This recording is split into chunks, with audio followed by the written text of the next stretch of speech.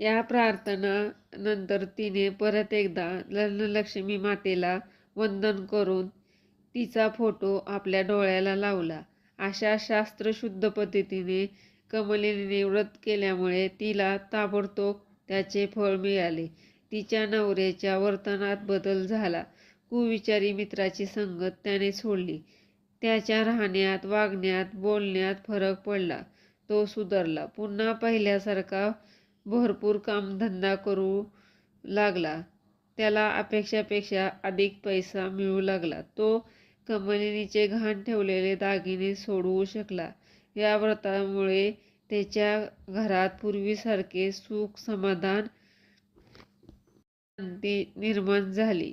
कमलीचे दारिद्र्य गेले. तिचा नवरा सुधारला. गेलेले वैभव तिला परत मिळवू शकली. हे तिचे व्रत केलेले शेजारी पाजाऱ्यांनी पाहिले.